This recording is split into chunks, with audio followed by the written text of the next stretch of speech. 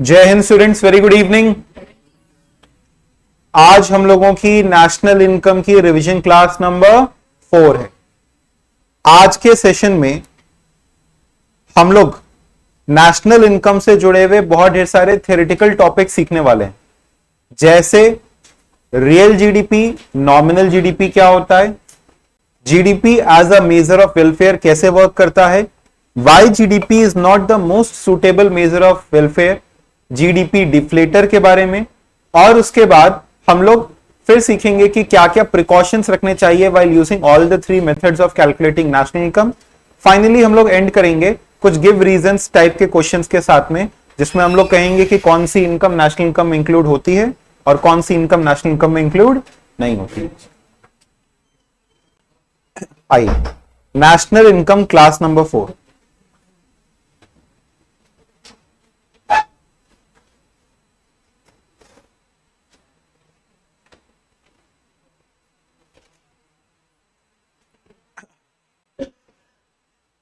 सुनिए,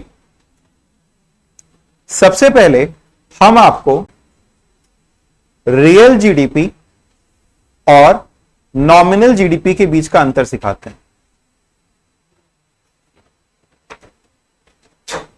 अगर हम लोग जीडीपी को किसी एक पर्टिकुलर बेस ईयर के प्राइस से लेकर के निकालते हैं तो उसे कहते हैं रियल जीडीपी, और अगर हम लोग जीडीपी को करंट ईयर के प्राइस के हिसाब से ही निकालते हैं तो उसे कहते हैं नॉमिनल जीडीपी। जैसे अभी अगर साल 2022 की क्वांटिटी ऑफ आउटपुट को हमने कहा साल 2022 में आपने 50 यूनिट बनाया और इसका जो आज का प्राइस इंडेक्स है,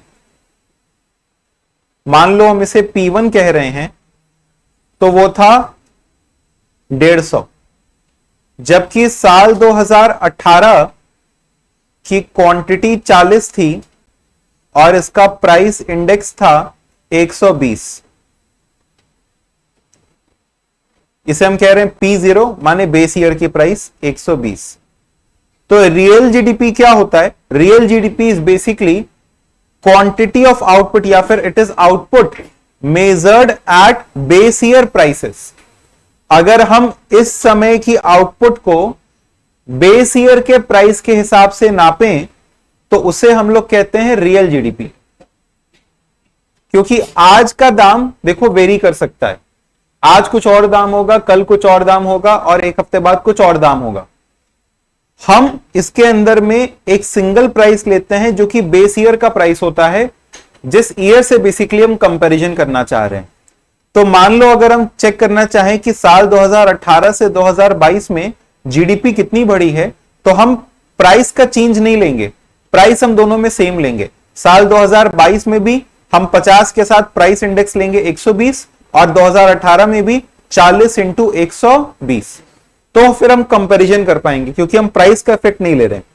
तो अगर प्राइस का इफेक्ट हम नहीं लेना चाहते हैं तो हम क्या मेजर करते हैं? Real GDP. Once again, what is real GDP? It refers to GDP measured at base year price index या base year prices.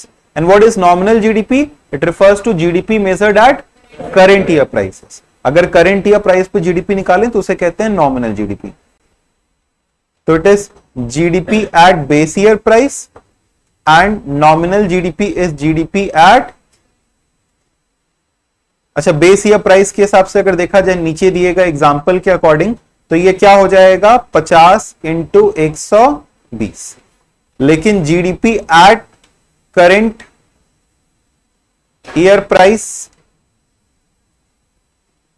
कितना हो जाएगा बताओ? 50 इंटू 150। ठीक है। अच्छा, नॉमिनल जीडीपी को अगर हम लोग ध्यान से देखें तो यहां पर आपका इन्फ्लेशन का इफेक्ट, महंगाई का इफेक्ट जुड़ा हुआ है। महंगाई का क्या इफेक्ट जुड़ा हुआ है? यहां पर आपको दिखाई देगा 150 के हिसाब से हम इसकी जीडीपी निकाल रहे हैं, अगर नॉमिनल जीडीपी निकाल रहे हैं तो हम लोग एक फिगर कैलकुलेट करते हैं कॉल्ड एज जीडीपी डिफ्लेटर। क्या नाम है इसका? GDP deflator. जीडीपी डिफ्लेटर और कुछ नहीं, नॉमिनल जीडीपी और रियल जीडीपी के बीच का एक तरीके से अंतर दिखाता है कि इसमें कितना अंतर आ गया इन्फ्लेशन की वजह से। जैसे अगर हम कहें हमारी रियल जीडीपी 50 इंटू 120 ये 6000 आएगी, जबकि जो नॉमिनल जीडीपी है वो 50 इंटू 150 7500 आएगा। तो जीडीपी डिफ्लेटर इन दोनों के बीच का रेशियो होता है। GDP deflator is the ratio of nominal GDP to real GDP. बोले क्या?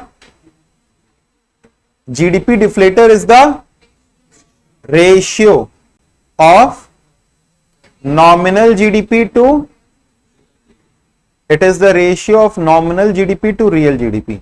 नॉमिनल जीडीपी से रियल जीडीपी का एक रेशियो होता है जीडीपी डिफ्लेटर। समझ गए बात को? अच्छा आगे देखिए, जीडीपी डिफ्लेटर को हम लोग फॉर्मूला के हिसाब से कहें तो it is simply nominal GDP upon real GDP. और अगर इसको और भी हम एक तरीके से डिफाइन करना चाहें तो हम इसे ratio of current year price index upon base year price index भी कह सकते हैं। Current year price index upon base year price index. हम आपको दिखाते हैं कैसे। देखिए नॉमिनल जीडीपी क्या है? बस करंट ईयर के प्राइस के हिसाब से, और रियल जीडीपी क्या है? बेस ईयर के प्राइस के हिसाब से। क्वांटिटी तो दोनों में सेम है ना, तो ऊपर नीचे क्वांटिटी कट हो जाएगी तो क्या बचेगा? करंट ईयर का प्राइस अपॉन बेस ईयर का प्राइस। जैसे यहां पे मेरे दिए गए सवाल में GDP deflator will be equal to कितना? 7500 अपॉन 6000, या तो ये ले लो, ठीक है। इसको हम इंटू 100% भी कर सकते हैं, कई जगहों पे इंटू 100 किया जाता है तो साथ में परसेंट लगा देते हैं, इंटू 100%। या तो फिर आप इसको ऐसे भी कह सकते हो कि it is 150 divided by 120 into 100%। क्या बताओगे आप ये कितना आएगा? 5, 6, 25, आई थिंक ये आएगा 125% या 1.25, कुछ भी कह सकते हैं। तो इसे हम लोग नाम देते हैं क्या? GDP deflator. It is simply the ratio of nominal GDP to real GDP. बोलो क्या ये बात आपको समझ में आई? सबको? GDP deflator is nominal GDP upon real GDP. Nominal GDP is GDP measured at current year price, real GDP is GDP measured at base year का प्राइस। आगे बढ़ा जाए। Everybody in the live chat, dear students, please confirm कि आपको ये समझ में आया।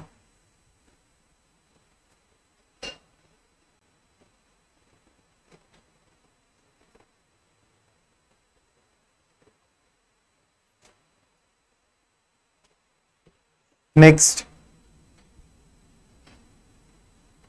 अब हम लोगों को सीखना है कि जीडीपी एक मेजर ऑफ वेलफेयर कैसे है। जीडीपी एक मेजर ऑफ वेलफेयर कैसे है? ये आपके सिलेबस का एक स्पेसिफिक टॉपिक होता है, जीडीपी एंड वेलफेयर। इसमें आपको सीखना होता है कि जीडीपी वेलफेयर से कैसे जुड़ा हुआ है, कैसे एक हायर जीडीपी आपको higher level of income indicate करता है या फिर बेटर लिविंग स्टैंडर्ड्स इंडिकेट करता है। जीडीपी ज्यादा होने से क्या फर्क पड़ता है बताओ? जीडीपी ज्यादा होगा तो ग्रोथ ज्यादा होगी, आउटपुट ज्यादा होने से क्या फायदा होगा? इनकम ज्यादा होगी, and higher income will indicate higher standard of living. तो how GDP and welfare are related to each other? एक बार देखते हैं हम लोगों ने इसको क्या अपने नोट्स में अलग से इंक्लूड कर रखा है, इसकी वर्डिंग्स को, या नहीं। आइए देखिए,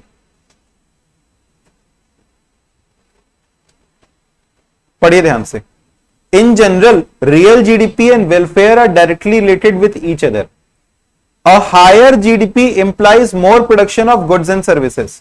It means more availability of goods and services, but more and services may not necessarily indicate that the people were better during the year. In other words, a higher GDP may not be necessarily mean that higher welfare of the people. तो in general higher GDP means higher या more production of goods and services. लेकिन more goods and services, ये goods यहां पे skip हो गया, more goods and services do not necessarily indicate that the people were better off. ज्यादा goods and services produce कर लेना सिर्फ इस बात का सबूत नहीं है कि ज्यादा बेहतर लोगों का स्टैंडर्ड ऑफ लिविंग रहा होगा। आपको बहुत ढेर सारे और भी फैक्टर्स हैं जो कि साथ में ध्यान रखने पड़ते हैं। A higher GDP may not necessarily mean that it will indicate higher welfare of the people. GDP is not an appropriate indicator of welfare. कैसे करके अब हम लोग को यह सीखना है। Government will invest more on the country. GDP is not an appropriate indicator of welfare. GDP एक बेस्ट इंडिकेटर नहीं है वेलफेयर का। ऐसा क्यों? नंबर वन इसका रीजन एक्सटर्नैलिटीज। बोलिए क्या? एक्सटर्नैलिटीज। एक्सटर्नैलिटीज का मतलब जितना भी बेनिफिट या हार्म होता है किसी भी एक्टिविटी का बाय अ फर्म या इंडिविजुअल, जिसके लिए कोई इकोनॉमिक ट्रांजैक्शन नहीं होता, यानी जिसके लिए पेमेंट नहीं किया जाता। समझना, आप बहुत सी चीजों के लिए पेमेंट कर रहे हो। मान लो आप बिजनेस कर रहे हो, आप रॉ मटेरियल के लिए पैसा दे रहे हो, आप लेबर के लिए पैसा दे रहे हो, लेकिन आप अगर पॉल्यूशन फैला रहे हो तो उसके लिए पैसा दे रहे हो, तो आप नुकसान पहुंचा रहे हो, लेकिन आप उसके लिए पैसा नहीं दे रहे। ये कॉस्ट एक तरीके से सोसाइटी बियर कर रही है। वो प्रदूषण का नुकसान सोसाइटी बियर कर रही है, लेकिन उसके लिए कोई भी कॉस्ट बियर नहीं किया जा रहा, यानी एक्चुअल कॉस्ट पे नहीं किया जा रहा। इस प्रकार के कॉस्ट को हम लोग एक्सटर्नैलिटीज। अच्छा, ये कॉस्ट भी हो सकता है, बेनिफिट भी हो सकता है। बेनिफिट जो आपको रिसीव नहीं हो रहा, जैसे मान लो इकोनॉमिक और नॉन इकोनॉमिक, तो हम कह सकते हैं बेसिकली यहां पे नॉन इकोनॉमिक एक्टिविटीज आ गया, फिर नॉन इकोनॉमिक इफेक्ट आ गया, जिसको आप पैसे के टर्म्स में एग्जैक्टली मेजर नहीं कर सकते। एक इंडस्ट्री स्टैब्लिश हुई, इंडस्ट्री स्टैब्लिश होने से कितने नौकरी क्रिएट हुआ, कितने रुपए की इनकम बढ़ी, ये सब तो निकाल सकते हैं, लेकिन क्या ये बता सकते हैं कि उसकी वजह से कितना हम अगल बगल में डेवलपमेंट कर पाए, कितना इंफ्रास्ट्रक्चरल डेवलपमेंट हुआ, कितनी और अगल बगल की दुकानें खुली, वो एग्जैक्टली बता पाना थोड़ा मुश्किल है। कितनी सड़कें बनी उसकी वजह से, वो बता पाना मुश्किल है। तो कई बार आप ऐसी एक्टिविटीज करते हैं जिसका बेनिफिट या जिसका कॉस्ट मेजर कर पाना मुश्किल होता है, उसके लिए कोई पेमेंट नहीं होती। आप कोई अच्छा प्रोडक्ट बना रहे हो जो कि सोसाइटी को फायदा देगा, उससे बचत होगी, उससे बिजली कम लगेगा, लेकिन उसका क्या फायदा एग्जैक्टली हो रहा है, पेमेंट उसके लिए हम लोग अलग से नहीं कर रहे। हम बिजली की बचत हो रही है उसके लिए पेमेंट नहीं कर रहे अलग से, या उसकी वजह से पॉल्यूशन कम होगा उसका अलग से पेमेंट नहीं कर रहे। तो ऐसे कॉस्ट या बेनिफिट जिनके लिए अलग से पेमेंट नहीं होता है उनको हम लोग कहते हैं एक्सटर्नैलिटीज। तो एक्सटर्नैलिटीज रिफर टू बेनिफिट्स या harms of an activity caused by a firm और an individual for which they are not paid या पेनलाइज्ड। यानी इसके लिए ना तो इनको पैसा मिलेगा ना तो ये पैसा देंगे। जैसे इन्वायरमेंटल पॉल्यूशन हो गया, इज अ नेगेटिव एक्सटर्नैलिटी, लेकिन इसके लिए कोई पैसा देना पड़ता है क्या? नहीं। ये पहला पॉइंट था, why GDP is not a best indicator. दूसरा पॉइंट बताओ, स्पीक आउट।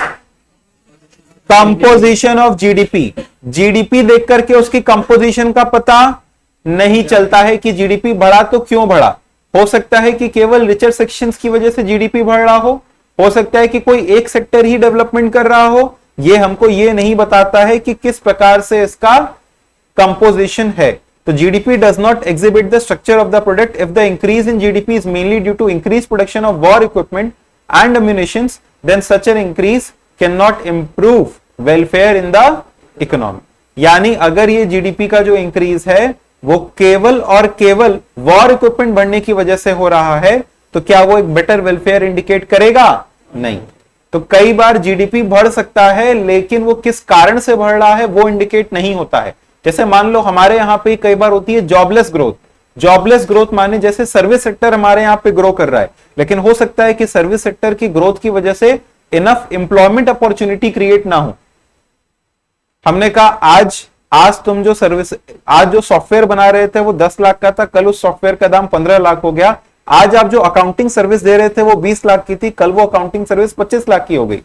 आज मेरी सर्विसेज से फॉर एग्जांपल 1 लाख रुपए की है, कल वो 1.5 लाख रुपए की हो गई। तो इन दैट केस क्या इससे जीडीपी बढ़ेगा? हाँ जी, इससे जीडीपी बढ़ेगा, लेकिन असल में कोई वैल्यू एडिशन हो रहा है? नहीं, उससे असल में कोई वैल्यू एडिशन नहीं हो रहा। तो जीडीपी का इंक्रीज उसकी कंपोजिशन को इंडिकेट नहीं करता। तीसरा है डिस्ट्रीब्यूशन ऑफ जीडीपी, वो किस प्रकार से डिफरेंट सेक्टर्स में डिस्ट्रीब्यूटेड है ये भी हमको पता नहीं चलता। और नॉन मॉनेटरी एक्सचेंजेस के जीडीपी में इंक्लूड होते हैं? नहीं। जैसे मान लो हम बार्टर सिस्टम में अगर तुम्हारे साथ में कुछ एक्सचेंज कर लें तो क्या वो आएगा? नहीं आएगा। सर ये आज के समय में भी होता है क्या? हाँ होता है ना। जैसे मान लो एक बिल्डर जो है एक बिल्डिंग बना रहा है, हालांकि वो फिर भी इंक्लूड हो जाता है मान लो, लेकिन अगर एक बिल्डर बिल्डिंग बना रहा है, उसने कहा कि हम 2 फ्लोर बनाएंगे और तीसरा फ्लोर हम आपको दे देंगे अगर आपकी जमीन है तो आपके पास जमीन है और हम बिल्डर हैं। आपने कहा कि सर आप मेरी जमीन पे बिल्डिंग बनाओ, 1 फ्लोर मेरे को दे देना, 2 फ्लोर खुद रख लेना। तो हमने आपसे कुछ लिया और बदले में आपको दिया। ये क्या था? बार्टर सिस्टम था। हमने आपको ना तो पैसा दिया ना तो हमने आपसे पैसा लिया। खैर, इस प्रकार से बहुत ढेर सारे नॉन मॉनेटरी एक्सचेंजेस हो सकते हैं। ये प्रोडक्ट्स के साथ हो सकता है, ठीक है। हम आपको कोई रॉ मटेरियल देते हैं, आप प्रोडक्ट बनाते हो और उससे कुछ प्रोडक्ट खुद रख लेते हो, बाकी का हमको दे देते हो। नॉन मॉनेटरी एक्सचेंजेस जितने भी हैं, नॉन मॉनेटरी एक्सचेंजेस जितने भी हैं वो इंक्लूड नहीं होते हैं in the calculation of GDP. Negative externality और positive externality. Non monetary exchange में आप ये भी समझ सकते हो, जैसे जो प्रोप्राइटर का खुद की मेहनत होती है, क्या वो इंक्लूड हो पाती है? नहीं, क्योंकि उसका वैल्यूएशन करना मुश्किल होता है। नेगेटिव एक्सटर्नैलिटी माने क्या? जिसका एक नेगेटिव इफेक्ट हो, और पॉजिटिव एक्सटर्नैलिटी माने जिसका पॉजिटिव इफेक्ट हो। क्लियर है यहां तक? Everybody in the live chat please confirm, is this clear?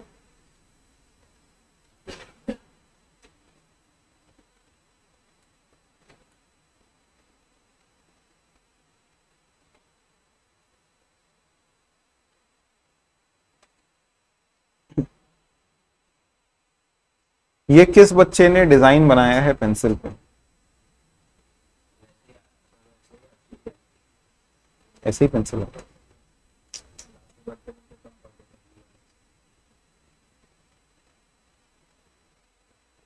Come on students, everybody out here, is this clear? तुम लोग बस ऐसे करके बैठे ही रहोगे या फिर जवाब भी दोगे आए कि नहीं? हाँ,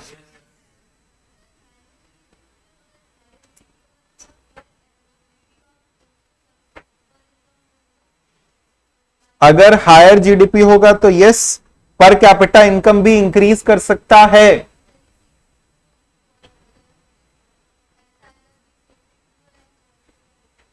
क्या है स्टेटमेंट? फिर से बोलिए।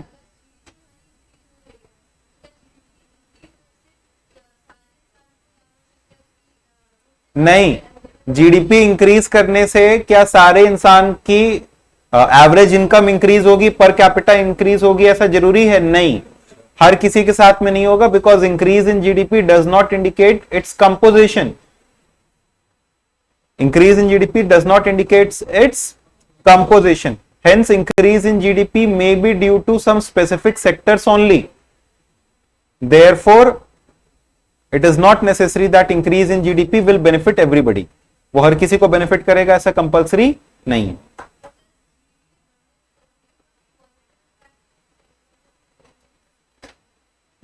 इन जनरल ऐसा होता है, ठीक है, लेकिन जरूरी नहीं है।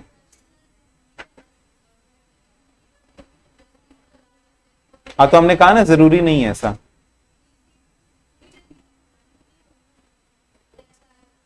नहीं, ट्रू नहीं होगा, फॉल्स ही होगा। तो आपके में ट्रू या फॉल्स ही आता है, पार्शियली ट्रू पार्शियली फॉल्स बहुत रेयरली आता है ऐसा। हाँ, असर्शन रीजन में आ गए तो हम लोग वो लिख सकते कि it is not correct. Harshit is asking क्या increment in GDP is equal to more development? Not always necessary, not true. Why? Because there may be other reasons of increase in GDP. Increase in GDP does not indicate its composition. तो होता है in general, लेकिन हमेशा ऐसा true नहीं है। चलिए, तो हमने आज के सेशन में अभी तक आपको क्या क्या सिखाया? Real GDP, nominal GDP, GDP deflator के बारे में, और किसके बारे में? GDP and welfare. अब हम लोग सीखने वाले हैं कि तीनों मेथड्स जो हम लोगों ने सीखे थे उसमें क्या क्या प्रिकॉशंस लेना चाहिए और कुछ डेफिनेशंस। चलिए पहले कुछ डेफिनेशन सिखा रहे हैं, इन डेफिनेशंस को ध्यान से सुनिएगा। हमने आपको इंटरमीडिएट गुड्स और फाइनल गुड्स के बारे में सिखाया था, पहली क्लास में सिखाया था इंटरमीडिएट गुड्स और final goods. Very good.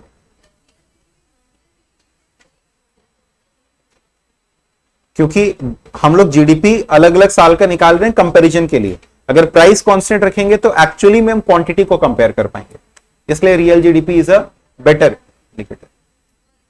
For example जैसे अभी हमने यहां पे बताया था, यहां पे हमने कहा था कि प्राइस बढ़ रहा था साल 2022 में, लेकिन क्वांटिटी जैसे 40 से 50 हुआ। अगर हमको बस खाली क्वांटिटी का चेंज देखना हो तो हम 40 से 50 देखेंगे ना, प्राइस को तो इग्नोर कर देंगे। तो हमने क्या किया, दोनों के प्राइस को किसके हिसाब से लिया? 120 के हिसाब से। तो हम ज्यादा बेहतर उससे कंपेयर कर पाएंगे, हमको फिर 40 और 50 का अंतर दिखाई देगा, प्राइस दोनों में क्या हो जाएगा? सेम।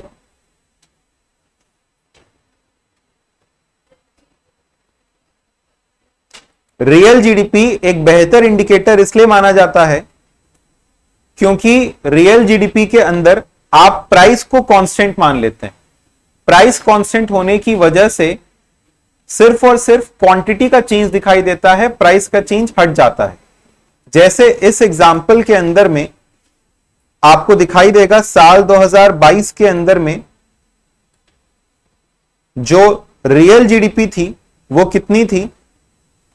रियल जीडीपी कितनी थी? 6000, जबकि नॉमिनल जीडीपी कितनी थी? 7500। तो ये 6000 की जगह 7500 क्यों नजर आ रहा था? सिर्फ और सिर्फ प्राइस के चेंज की वजह से। तो अगर हम इस साल की रियल जीडीपी देखें तो वो हो जाएगा 50 इंटू 120, और इस साल की रियल जीडीपी 40 इंटू 120। ये आएगा 6000, ये आएगा 4800। इसको कंपेयर कर सकते हैं हम, लेकिन अगर हम नॉमिनल जीडीपी को कंपेयर करने जाएंगे तो उसमें प्राइस का चेंज भी आ जाएगा, जो कि सही इंडिकेटर नहीं होगा। ठीक है,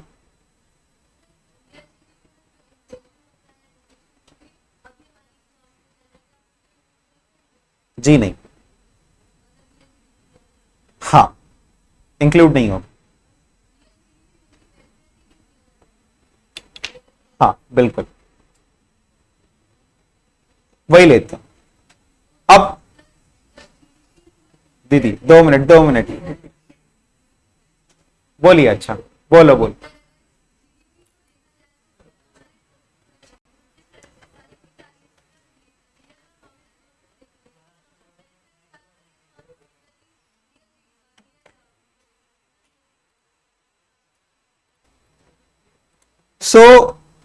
हम लोग सीख रहे थे कुछ छोटे छोटे डेफिनेशंस। आइए एक बार देखते हैं कि क्या क्या डिफरेंस होता है। हमने आपको सिखाया था इंटरमीडिएट गुड्स और फाइनल गुड्स के बीच का डिफरेंस। इंटरमीडिएट गुड्स और फाइनल गुड्स के अंदर में हमने आपको क्या अंतर बताया था? फाइनल गुड्स हमने कहा 2 तरीके के होते हैं। कौन से 2 तरह के होते हैं? एक होता है आपका कंज्यूमर, यानी हाउस होल्ड जो भी कंज्यूम कर रहा है वो, और हमने कहा था फर्म्स जितना भी कैपिटल गुड्स के ऊपर इन्वेस्टमेंट कर रहे हैं वो, यानी फर्म्स का खरीदा गया कैपिटल गुड्स, फर्म का खरीदा गया कैपिटल गुड्स, और हाउस होल्ड का खरीदा गया कोई सा भी good, that will be classified as final goods. हाँ, फाइनल गुड्स के अंदर में कंज्यूमर गुड्स भी आ गए, बट आप समझो हाउस होल्ड का खरीदा गया कोई सा भी गुड, यानी including consumer goods, house hold के खरीदे गुड्स को ही कंज्यूमर गुड्स कहते हैं, और फर्म का खरीदा गया कैपिटल गुड्स, वो सब का सब किसमें आता है? फाइनल गुड्स के अंदर। और इंटरमीडिएट गुड्स क्या? Those goods and services which are purchased as raw material for further production. Now let me take example. आपसे पूछा जाएगा क्लासिफाइड इनटू फाइनल गुड्स या इंटरमीडिएट गुड्स, तो आप क्लासिफाई करके बताना कि क्या है। तैयार हैं आप लोग? हमने से फॉर एग्जांपल एक फर्म ने रॉ मटेरियल परचेज किया, एक फर्म ने लैपटॉप परचेज किया, मशीनरी परचेज किया, फाइनल गुड्स। एक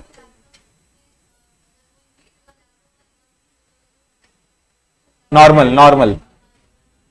उसके बाद हमने कहा कि मान लो एक हाउसहोल्ड ने लैपटॉप खरीदा, फाइनल गुड्स। एक हाउसहोल्ड ने कुछ खाने पीने का सामान खरीदा, हाउसहोल्ड कुछ भी खरीदे, और फर्म अगर इन्वेस्टमेंट कर रहा है, फाइनल गुड्स। और अगर फर्म इंटरमीडिएट कंजम्पशन कर रहा है तो इंटरमीडिएट गुड्स। वो सारे के सारे गुड्स एंड सर्विसेज जो कि परचेज किए जाते हैं raw material for further production, यानी अगर एक फर्म दूसरे फर्म से कुछ सर्विसेज भी ले रहा है, that will also be treated as क्या, इंटरमीडिएट कंजम्पशन या इंटरमीडिएट गुड्स।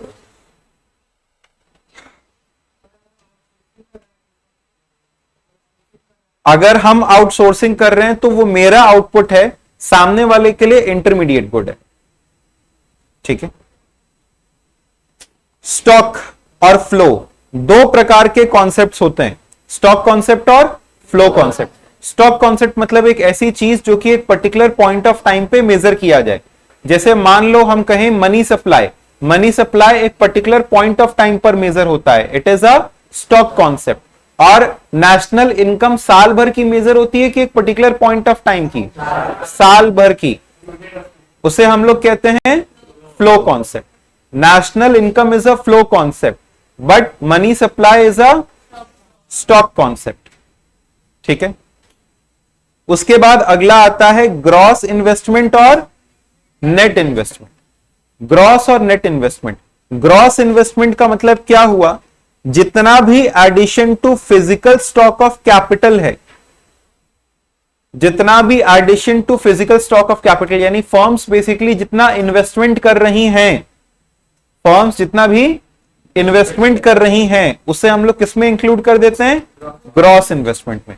उसमें डेप्रिसिएशन इंक्लूडेड रहता है, डेप्रिसिएशन मतलब माइनस नहीं किया गया है। नेट इन्वेस्टमेंट मतलब क्या, it refers to addition made to the real stock of capital after making adjustment for wear and tear। यानी जितना रियल स्टॉक ऑफ कैपिटल के अंदर में किया जाता है उसे हम लोग कहते हैं नेट इन्वेस्टमेंट। तो दो तरीके से हम लोग उसको कह सकते हैं, एक हो गया ग्रॉस इन्वेस्टमेंट और एक हो गया net investment.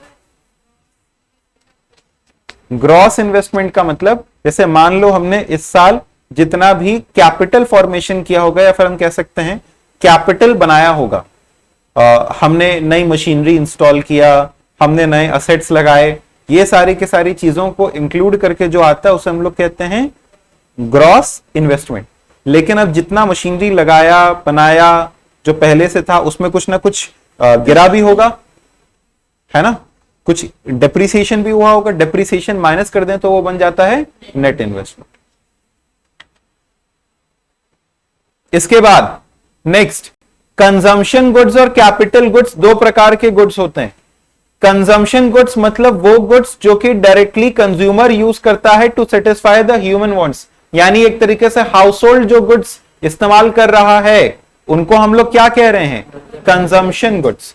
All goods which are used in production of other goods either as fixed asset या एज इन्वेंट्री या स्टॉक आर कॉल्ड एज क्या, कैपिटल गुड्स। यानी ऐसे गुड्स जो कि दूसरे गुड्स को प्रोड्यूस करने के लिए इस्तेमाल हो रहे हैं, that will be called as capital goods.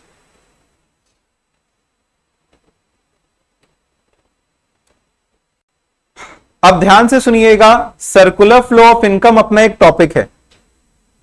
Circular flow of income, circular flow of income में क्या कहा जाता है, आपसे एक्सप्लेन करने को आ सकता है कि explain two sector model in circular flow of income. Circular flow of income में कहा जाता है कि जो भी आपका पैसा है वो दो सेक्टर्स के बीच में फ्लो करता रहता है, एक है आपका हाउस होल्ड और दूसरा है फर्म्स। क्या आपको ये डायग्राम दिखाई दे रहा है, थोड़ा ब्लर्ड है, बट इस साइड में है हाउस होल्ड और इस साइड में है फर्म्स। अब फर्म्स क्या करती हैं, फर्म्स प्रोवाइड करती हैं हाउस होल्ड को गुड्स एंड सर्विसेज। फर्म्स क्या प्रोवाइड करती हैं, गुड्स एंड सर्विसेज, और इन गुड्स एंड सर्विसेज के बदले हाउस होल्ड देता है factor services. House hold goods and services के बदले हमको मिले गुड्स एंड सर्विसेज, और उन गुड्स एंड सर्विसेज के बदले एक तरीके से फैक्टर सर्विसेज दिया जा रहा है। यानी आप इसको ऐसे समझो, सर्विस के बदले सर्विस, सर्विस के बदले सर्विस, और पैसे के बदले पैसा। यानी फर्म्स को जो पैसा मिलता है, जो हाउस होल्ड इसके ऊपर स्पेंडिंग करते हैं, वो इसको वापस किस प्रकार से मिल जाता है? फैक्टर पेमेंट्स के रूप में। इसको दो तरीके से देखो, फर्म ने गुड्स एंड सर्विसेज बना करके दिया किसको? House hold. या इसको ऐसे पढ़ो, हाउस होल्ड ने फैक्टर सर्विसेज दिया। फैक्टर सर्विसेज माने लैंड, लेबर, कैपिटल, एंटरप्रेन्योर। किसको दिया? फर्म्स को। और फर्म्स ने इसका इस्तेमाल करके क्या बनाया? Goods and services. वैसे ही हाउस होल्ड ने जो खर्चा किया, जो स्पेंडिंग किया फर्म्स के ऊपर, वो अल्टीमेटली उसको वापस मिल गया किस फॉर्म में? फैक्टर पेमेंट के रूप में। समझ गए? तो इसमें दो तरह का फ्लो बनता है, एक होता है रियल फ्लो, एक होता है मनी फ्लो। बोलो क्या क्या? रियल फ्लो और मनी फ्लो। रियल फ्लो माने क्या? It refers to the flow of factor services from household to firm and corresponding flow of goods and services from firm to household. बताइए किसका कहां से फ्लो? Flow of factor services कहां से कहां? From household to firms. And flow of goods and services कहां से कहां? Firm to household. Money flow क्या होता है? इसमें कौन किसको पैसा देता है? हाउस होल्ड फर्म को क्या देगा? Payment, spending, spending on goods and services. और फर्म बदले में हाउस होल्ड को क्या देगा? Factor payment. बोलो समझे कि नहीं समझे? इस हाँ, फैक्टर पेमेंट कैसे देगा? मतलब फैक्टर पेमेंट का मतलब हो गया, जैसे हाउस होल्ड ने हमको दिया था मान लीजिए लेबर, या उसने दिया था लैंड, तो उसके बदले वो लेबर के बदले वेजेस, रेंट, इंटरेस्ट, प्रॉफिट, वही हो गया फैक्टर पेमेंट्स। ठीक है, समझ में आ गया?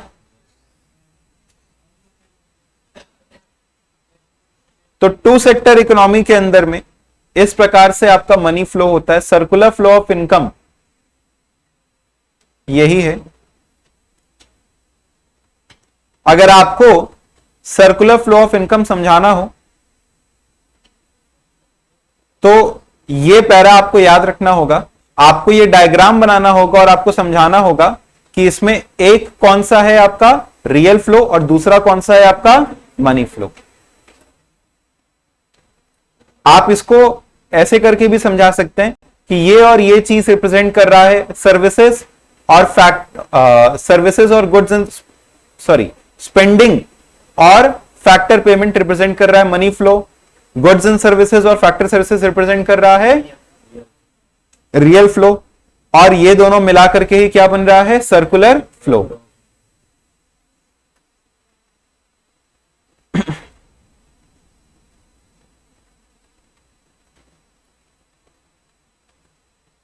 जो लोग भी लाइव चैट में एक बार यस कहिए अगर यहां तक की बातें आपको समझ में आ गई हो तो। फिर हम लोग बस प्रिकॉशंस पढ़ते हैं और ये चैप्टर हो जाएगा हमारा समाप्त। अगली क्लास जो हमारी होगी इसके ऊपर में, वो स्पेसिफिकली एमसीक्यूज के ऊपर होगी। Next session is going to be exclusively for MCQs.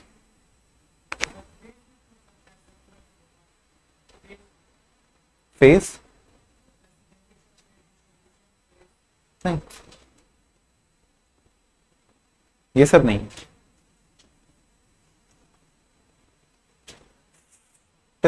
अच्छा, हम लोग अब पढ़ने वाले हैं what are the precautions. Very good.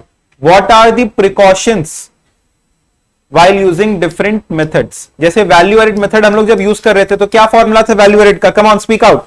Value added का क्या फॉर्मूला था?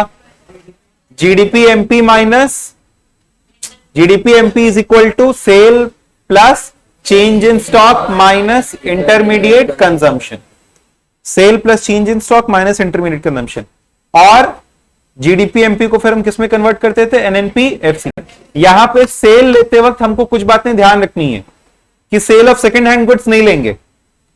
क्यों नहीं लेंगे sale of second hand goods? क्योंकि उसकी वजह से कोई वैल्यू एडिशन नहीं होता है। Value of intermediate goods should not be included. किसमें? जीडीपी में। इंप्यूटेड या estimated value of self consume goods. अच्छा ये समझो, value of intermediate goods include नहीं होगा, इसका मतलब जैसे मान लो आप फैक्ट्री के अंदर में पूरा प्रोडक्शन करते हो, आप क्या करते हो, आप मान लो पहले पिज्जा बनाते हो, तो आप पहले पिज्जा के लिए बेस तैयार करते हो, फिर उसके बाद फाइनली आप पिज्जा पूरा का पूरा तैयार करते हो। तो आपने पिज्जा का बेस तैयार किया, वो है मान लो 50 रुपए का, और फिर उसके बाद आपने पूरा पिज्जा तैयार किया वो 200 रुपए का। तो 50 रुपए का पिज्जा बेस तैयार किया वो अलग जोड़ेंगे, और पिज्जा तैयार किया 200 रुपए का वो अलग जोड़ेंगे? नहीं। इंटरमीडिएट गुड्स को जोड़ेंगे क्या? नहीं। तो कोई इंटरमीडिएट गुड अगर प्रोड्यूस हो रहा है तो उसको इंक्लूड नहीं करते। Own account production should be included, यानी खुद के लिए प्रोडक्शन कर रहे हैं तो क्या इंक्लूड होता है जीडीपी में? यस, अगर खुद के लिए प्रोडक्शन कर रहे हैं तो भी जीडीपी में इंक्लूड होता है, बस उसकी वैल्यू मेजरेबल होनी चाहिए, उसकी वैल्यू मेजरेबल होनी चाहिए। And commission earned on account of sale and purchase of second hand goods is included. देखो कमीशन इंक्लूड होता है, सेकंड हैंड गुड्स नहीं इंक्लूड होता है, लेकिन उसके ऊपर का कमीशन इंक्लूड होता है। यानी एक ब्रोकर अगर कमीशन लेता है तो किस चीज के बदले ले रहा है? जानकारी देने के बदले। जानकारी देने से वैल्यू एडिशन होता है कि नहीं होता है? होता है। तो कमीशन इंक्लूड होता है किसमें? जीडीपी में। क्लियर थी बातें? इनकम मेथड के अंदर आपका कमाया गया पैसा जो आप स्मगलिंग से कमाओगे, गैम्बलिंग, थेफ्ट वगैरह से कमाओगे, वो सब इंक्लूड करोगे? दिवाली में ताश खेल करके जब पैसा कमाओगे तो क्या उसको नेशनल इनकम में इंक्लूड करोगे? हाँ, मिनिस्ट्री ऑफ फाइनेंस के अंदर में कॉल करके बोल रहे हो कि इस बार हमने ताश के अंदर में 1000 रुपया कमाया है, इसको जीडीपी में इंक्लूड कर? नहीं। Activities, income from illegal activities like smuggling, theft, gambling, ये सब इंक्लूड नहीं होगा। Imputed rent of owner occupied structure and value of production for self consumption is included। यानी जो आपकी, अरे ये मिक्स्ड इनकम इंक्लूड होती है ना, self own factors of production की, ब्रोकरेज इंक्लूड होगा, विंडफॉल गेन इंक्लूड नहीं होता है। विंडफॉल ड्रीम 11 पे कमाया हुआ, जनरली कहा जाता है कि ड्रीम 11 वगैरह पे कमाया हुआ वो सब स्किल बेस्ड कह देते हैं वो लोग, तो उसको फिर इंक्लूड कर भी दिया जाता है, और वो इलीगल नहीं है पैसा। Income in terms of windfall gain, windfall gain समझते हो? लॉटरी वगैरह में कमाया गया पैसा। यहां पे लिख सकते हो कैपिटल गेन्स, कैपिटल गेन समझे? जैसे मान लो कोई मशीनरी फायदे में बेची, मशीनरी बेचना तुम्हारा धंधा नहीं है, मशीन है, नहीं तो हम उसको मशीन नहीं कहते, उसको स्टॉक कहते। मशीन तुम्हारे लिए मशीन है, एज अ फिक्स्ड एसेट है। फिक्स्ड एसेट अगर बिक जाए प्रॉफिट तो सेकंड हैंड है ना, वो सब इंक्लूड नहीं होता है। Capital gain include. विंडफॉल माने झटके से, जैसे लॉटरी में मिला हुआ पैसा, हॉर्स रेस में मिला हुआ पैसा, हवा के झोंके से मिला हुआ पैसा। Transfer earning like old age pension, unemployment allowance, scholarship, pocket expenses etcetera should not be included. Pension वगैरह भी हम लोग इंक्लूड नहीं करेंगे।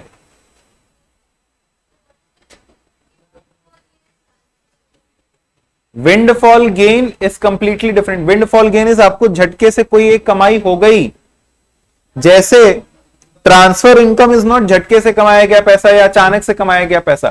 Transfer income might be gift, it can be scholarship, it can be donations.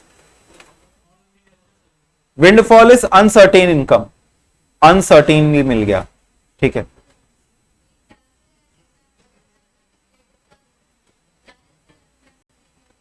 क्या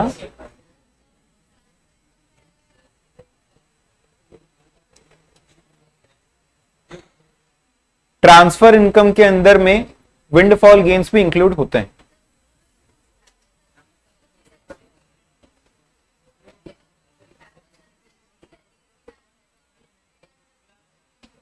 जैसे अब आप समझो, हम एग्जांपल लेते हैं, अगर आपने एक मशीनरी प्रॉफिट पे बेचा, बिक गया, तो हम उसे एक विंडफॉल गेन भी कह सकते हैं। विंडफॉल गेन के अंदर में आपका कैपिटल गेन आ गया, लेकिन वो मशीनरी प्रॉफिट पे बेचना या बिक जाना क्या वो आपका ट्रांसफर इनकम माना जाएगा? नहीं, ट्रांसफर इनकम नहीं माना जाएगा। ट्रांसफर इनकम मतलब जिसके बदले में हमें कुछ भी देना नहीं पड़ता है। ठीक है। एक्सपेंडिचर मेथड के लिए सेकेंड हैंड गुड्स के ऊपर किया गया एक्सपेंडिचर लेंगे क्या? नहीं। ट्रांसफर पेमेंट के ऊपर किया गया एक्सपेंडिचर? नहीं। सेल्फ कंजम्पशन के लिए गुड्स जो बनाए जाते हैं क्या उनको इंक्लूड करेंगे? यस, लेकिन उनकी वैल्यू मेजरेबल होनी चाहिए। And expenditure on shares and bonds is not included. Expenditure on shares and bonds is not included, उसको इंक्लूड नहीं करते हैं। क्यों? क्योंकि उसकी वजह से कोई भी वैल्यू एडिशन नहीं होता सर। लेकिन उस पर जो कमीशन वगैरह बनता है वो सब इंक्लूड होता है सर। उस पर होने वाला प्रॉफिट विंडफॉल गेन है, लेकिन वो इंक्लूड, विंडफॉल गेन है तो ऑब्वियसली इंक्लूड नहीं।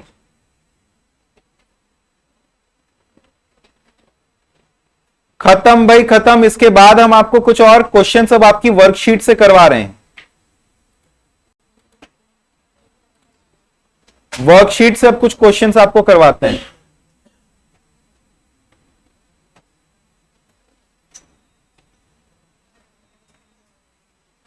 देखिए ऐसे कुछ गिव रीजन टाइप के क्वेश्चंस आते हैं जिसको हमने ऑलरेडी इंक्लूड कर रखा है।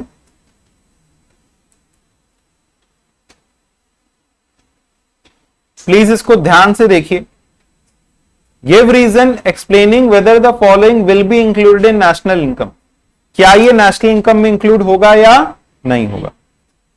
नेशनल इनकम में क्या इंक्लूड होता है बताइए?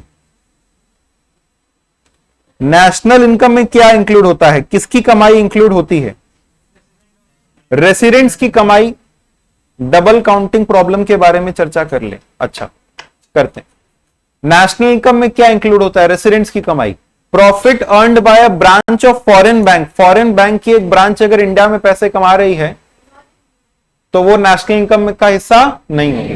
Y? Because it is earned by a non-resident. Foreign bank can be considered as non-resident and income earned by non-resident is not included in national income. वो कहने के बजाय हम प्रेफर करेंगे कि नॉन रेसिडेंट की कमाई। ठीक है। Interest paid by an individual on a loan taken by a car. अब देखो जब भी इंटरेस्ट पेड की बात होती है तो इंटरेस्ट पेड के अंदर हम देखते हैं कि जिसने पैसा लिया था वो किस पर्पस के लिए लिया था।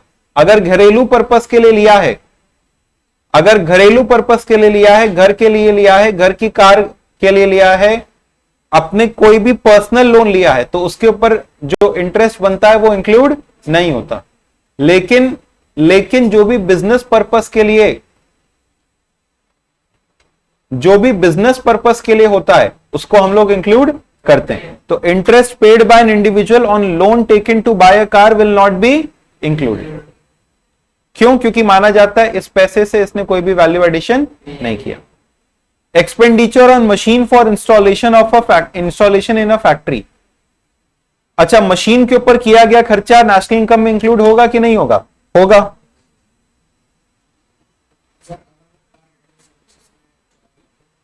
तो भी होगा, बिल्कुल होगा। रेंटल सर्विसेज भी होंगी, रेंट भी तो कमाई है। क्या ये चीजें डोमेस्टिक प्रोडक्ट में इंक्लूड होंगी कि नहीं होंगी ये बताओ। Profit earned by a branch of foreign bank in India. Foreign bank की एक ब्रांच इंडिया में पैसा कमा रही है, इंक्लूड होगा कि नहीं होगा? यस और नो? यस, क्योंकि domestic income includes any income earned in India whether by resident या नॉन रेसिडेंट। इंडिया में कमाई गई इनकम डोमेस्टिक इनकम का हिस्सा होती है। Payment of salary to its staff by an embassy located in New Delhi. अगर कोई भी to its staff by an embassy located in New Delhi, जो एम्बेसी होती है हमारे देश के अंदर में, किसी विदेश की एम्बेसी होती है, फॉरेन कंट्री की एम्बेसी होती है, वो हमारी कंट्री का हिस्सा नहीं होता। तो foreign embassies are not part of Indian territory, therefore it will not be treated as part of domestic income. हमारे देश के अंदर कोई फॉरेन एम्बेसी थी, हमारी एम्बेसी तो हमारे देश में होगी नहीं, कोई फॉरेन एम्बेसी थी और वहां पे सैलरी दिया जा रहा है, तो वो हमारे देश का हिस्सा नहीं माना जाएगा, because foreign embassies are not treated as part of domestic territory. Interest received by an Indian resident from its abroad firms,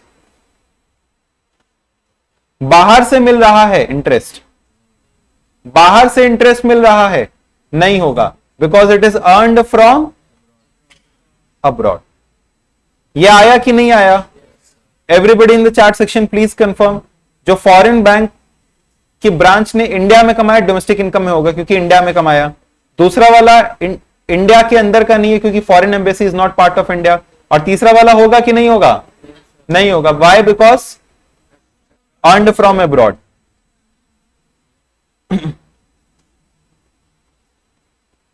आपको यह बताना है नेशनल इनकम इंक्लूड होगा कि नहीं होगा, बताइए। पहला वाला taking care of aged parents, नहीं होगा। वाई?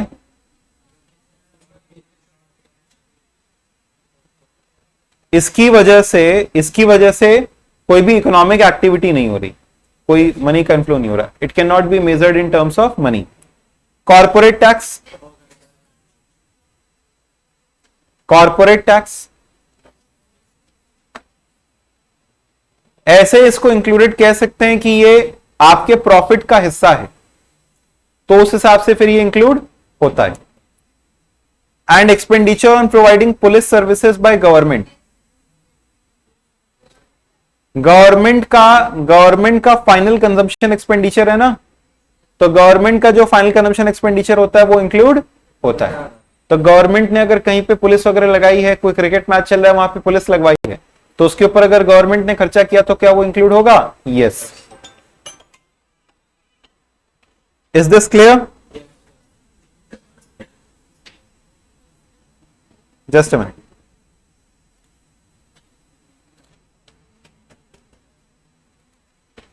देखिए भाई, ये हमारे गिव रीजन के सवाल थे। अब हमसे कहा गया कि एक बार डबल काउंटिंग के ऊपर में भी चर्चा कर लें। तो डबल काउंटिंग ऑफ इनकम में क्या होता है?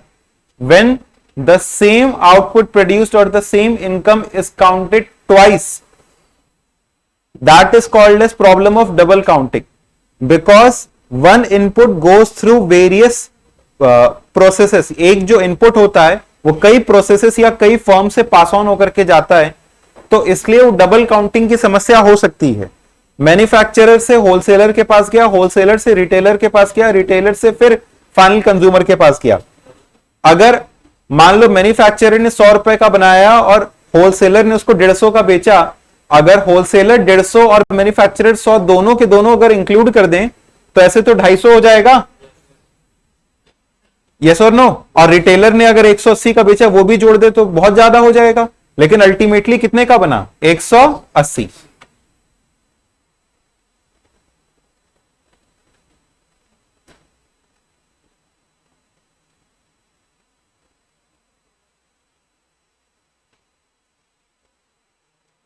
चलो भाई ठीक है।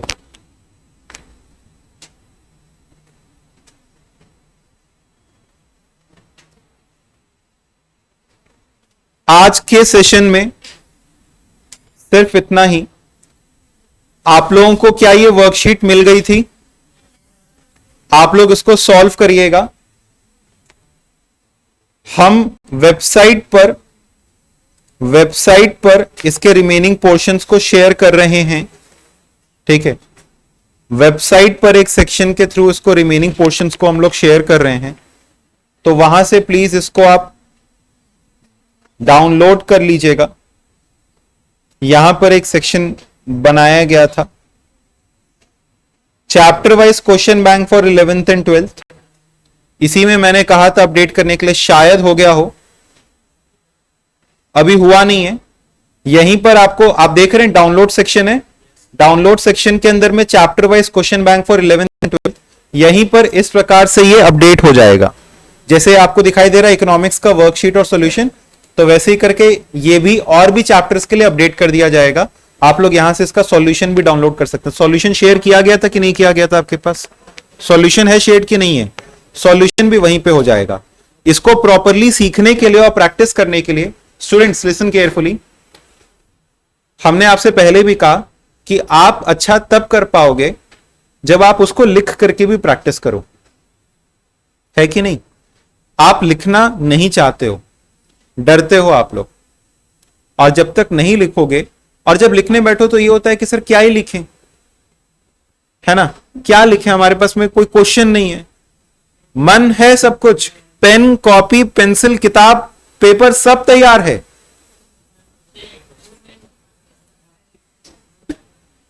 लेकिन अब समझो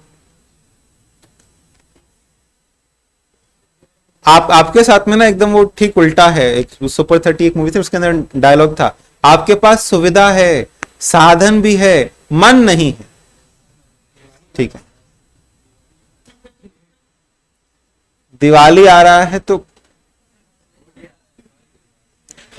ठीक है, सुनो, तो आप लोग क्या करिए, इस क्वेश्चन बैंक को पूरा का पूरा अच्छे से सॉल्व करिए A to Z। समय लगेगा, लेकिन अगर आप इसको पूरा सॉल्व करेंगे आपकी बहुत अच्छी राइटिंग प्रैक्टिस होगी। उसके बाद आप इसके सॉल्यूशंस के साथ में चेक करिए, हमने आपको बता दिया कि इसके सॉल्यूशंस भी कहां पे अपडेट होंगे, इसके सॉल्यूशंस के साथ में टैली करिए। आप मेरे पास लेकर के आइए, मेल कर सकते हैं LEC मॉक एग्जाम वाली मेल आईडी पे, LECmockexam@gmail.com पे, और वहां से फिर एक बार मेल करके देखिए कि कैसे आपके आंसर्स हो रहे हैं।